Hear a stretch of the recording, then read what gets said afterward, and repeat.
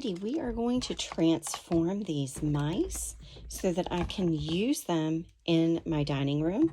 Mice are going to play a big role in the dining room this year, and I want to make these over. I did this project last year. I wasn't sure how it was going to turn out, so I had only bought 2 mice.